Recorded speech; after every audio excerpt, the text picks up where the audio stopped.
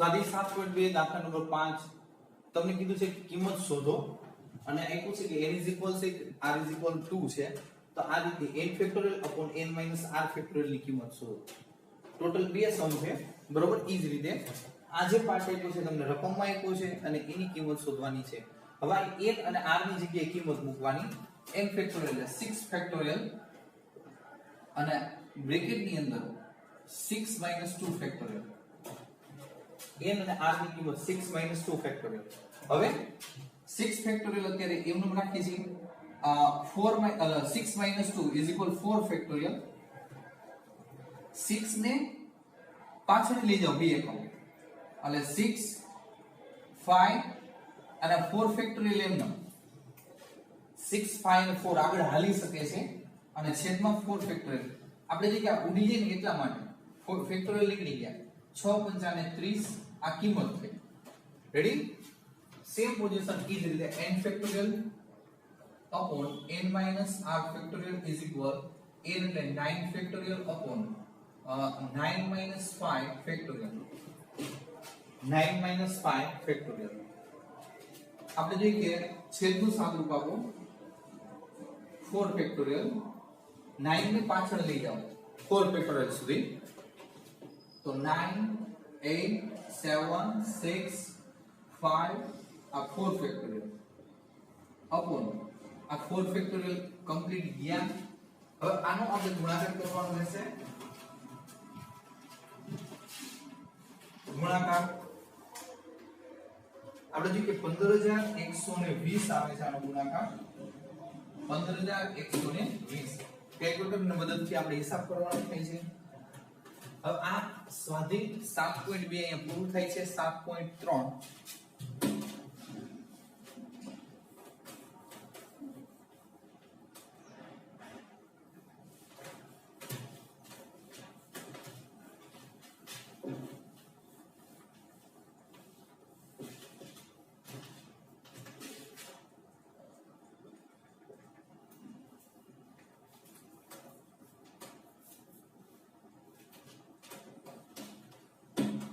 7.3 માં એમ કહે છે કે 1 થી 9 અંકોનો ઉપયોગ કરી 3 અંકોની કેટલી સંખ્યાઓ બનાવી શકાય પુનરાવર્તન સિવાય.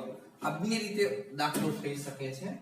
આપણે જોઈએ કે પહેલા આપણે અહીંયા તમને જે સમજાવ્યું છે 1 થી 9 અંકોનો ઉપયોગ કરી. જો 1 થી 9 અંકો 1 થી 9 અંકોનો ઉપયોગ કરી એટલે આપણે જોઈએ કે 1 થી 9 અંકોનો ઉપયોગ કરી 3 અંકની કેટલી સંખ્યા બનાવી શકાય પુનરાવર્તન વગર.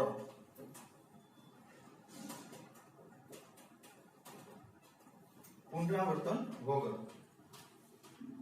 હવે જોઈએ કે 3 અંકની બનતી સંખ્યા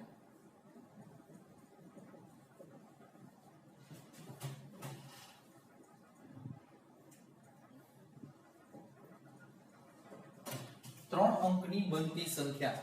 ટોટલ તમારે કેટલા અંકોનો ઉપયોગ કરવાનો? ટોટલ 9.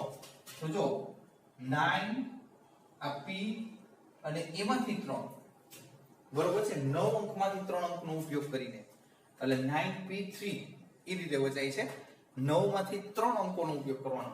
હવે આનું સૂત્ર મેં લખાયું છે કે npr n factorial upon n - r factorial. આવું સૂત્ર છે સાદુરૂપમાં. તો આને આ n છે આ r છે તો આપણે કિંમત મૂકીએ તો 9 ફેક્ટોરિયલ upon 9 - 3 ફેક્ટોરિયલ. તો આપણે એમ કહી શકીએ કે 9 ફેક્ટોરિયલ upon આપણે જોઈએ કે અહીંયા કેટલા 6 ફેક્ટોરિયલ આવશે. હવે આનું આપણે હમણાં જ સાદુરૂપ દીધું 9 ને પાછળ ખસેડો તો 9 8 7 6 ફેક્ટોરિયલ upon 6 ફેક્ટોરિયલ આ કટ થાય છે. આનો ગુણાકાર કેલ્ક્યુલેટરની મદદથી કરી લેવાનો થાય. એનો ગુણાકાર ટોટલ આવશે 504.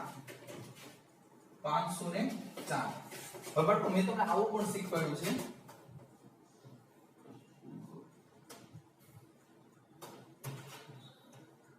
બરોબર છે.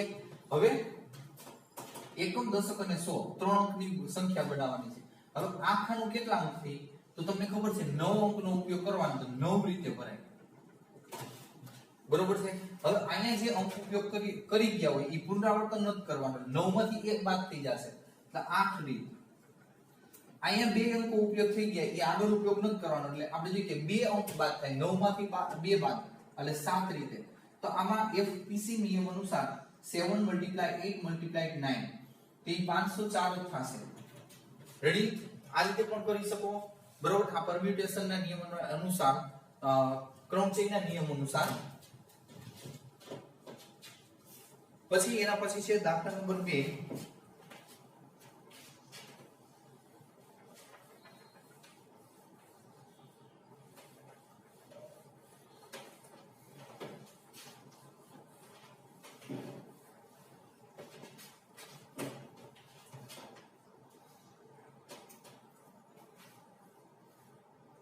દાખલા નંબર છે 2 અંકોના પુનરાવર્તન સિવાય 4 અંકોની કેટલી સંખ્યા બને અંકોના પુનરાવર્તન સિવાય એટલે કુલ અંક પેલા જો કુલ અંકોના પુનરાવર્તન સિવાય કયા અંક લેવાના છે એમ તમને નથી કીધું તો કુલ અંક તમારે છે ને કેટલા લેવાના આવી પોઝિશન 0 1 2 અપ ટુ 9 બરોબર છે એટલે ટોટલ કેટલા 9 તો થઈ ગયા 9 ને કા 10 0 છે એટલે 10 અંકમાંથી 4 અંકની કેટલી સંખ્યાઓ તમારે બની શકે એના વિશે માહિતી દેવાની છે તો આપણે જોઈએ અને તમને મેન આપ્યું છે અંકોના પુનરાવર્તન સિવાય એ ખાસ ધ્યાન રાખવાનું અંકોના પુનરાવર્તન સિવાય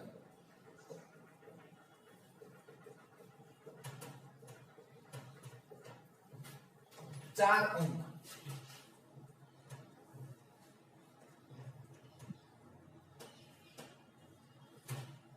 રેડી હવે અંકોનું પુનરાવર્તન કરવાનું નથી એટલે અહીંયા પહેલા તો જો ખાસ ધ્યાન રાખવાનું આ 0 છે તો 0 ગમે ત્યારે હોય ને બરોબર ત્યારે પેલું કોષ્ટક જ ભરવાનું પેલું ખાનું બરોબર છે પહેલેથી ચાલુ પાછું છેલ્લેથી ચાલુ કરવાનું એટલે પેલું ખાનું જો અહીંયા 0 મૂકશો તમે આગળ 0 હોય બરોબર છે અહીંયા કેવું કે 0 7 કે 7 એમાં કોઈ જાતનો ફેરફાર નથી જો મેં પોઈન્ટ નથી કર્યો 0 7 તો એ 7 ઈ અંક આપણે જોઈએ કે અંકમાં કોઈ પણ જાતનો ફેરફાર થતો નથી આ એક જ પ્રકારની સંખ્યા છે બરોબર છે બે અલગ અલગ સંખ્યા નથી એટલે અહીંયા છે ને આગળ 0 નું કાઈ હોય તો કાઈ અસ્તિત્વ રહેતું નથી ટૂંકમાં એનો કોઈ મીનિંગ નથી સંખ્યા બદલી નથી જાતી ધારો કે પાછળ 0 આવે તો સંખ્યા બદલી જાય પણ આગળ 0 ની કોઈ વેલ્યુ રહેતી નથી એટલે આ ખાનું છે ને 1 થી 9 રીતે જ ભરાશે 0 આવશે નહીં એટલે આ પેલા ભરી દેવાનું 9 રીતે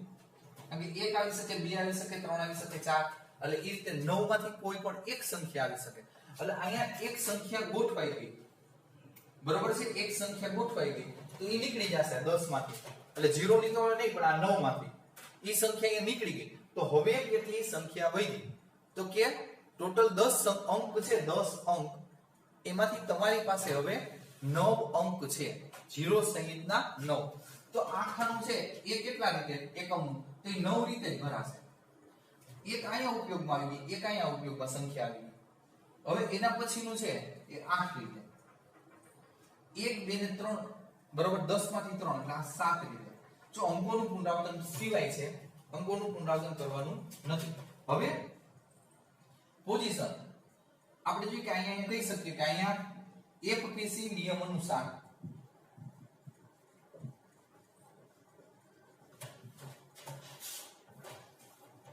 ફંડામેન્ટલ પ્રિન્સિપલ ઓફ કાઉન્ટિંગ હવે 9 મલ્ટીપ્લાય 7 મલ્ટીપ્લાય 1 મલ્ટીપ્લાય ફરી પાછા 9 હવે આનો ટોટલ ગુણાકાર કરવાનો રહેશે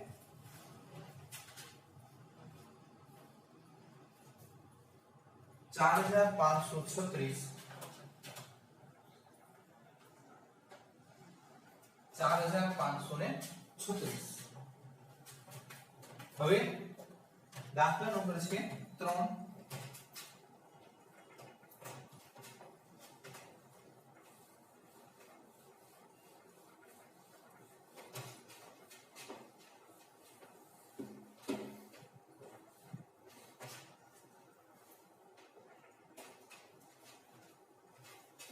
1 2 3 4 5 6 1 2 3 4 5 અને 6 અંકોનો ઉપયોગ કરી 3 અંકોની કેટલી યુગ્મ સંખ્યાઓ બની? 3 અંકોનો ઉપયોગ કરી કેટલી યુગ્મ સંખ્યા બનશે? હવે આમાં અંકોના પુનરાવર્તન સિવાય શબ્દ આપ્યો છે. અંકોના પુનરાવર્તન સિવાય. હવે 3 અંકની સંખ્યા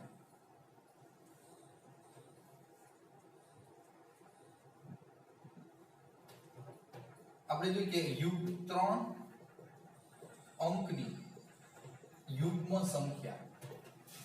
યુગ્મ એકમનો અંક 2 4 6 8 કે 0 હોવો જોઈએ તો એ સંખ્યા યુગ્મ સંખ્યા બને.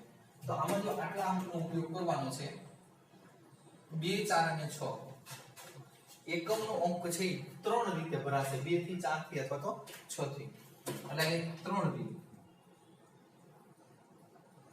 બરોબર. અહીંયા 2 4 કે 6 આ કોઈ પણ એક આવી શકે અહીંયા એટલે આ ખાનું છે 3 રીતે ભરાશે. 3 માંથી એક આવી ગયું તો હવે ટોટલ 6 માંથી આ કેટલા વધશે? 5 વધશે. આ 5 રીતે 2 આવી ગયા 6 માંથી 2 બાદ આ 4. તો આપણે જોઈએ કે એફપીસી નિયમ અનુસાર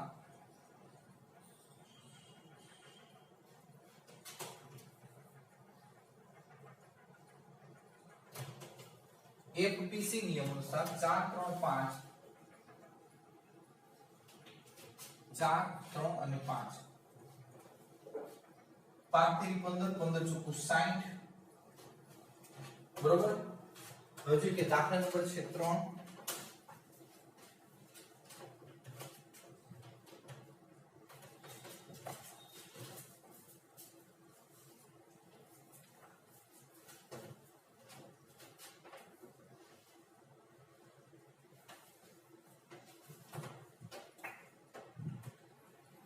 અહીં સુધી રાખીએ. આટલું રિવિઝન કરી લેજો વ્યવસ્થિત રીતે.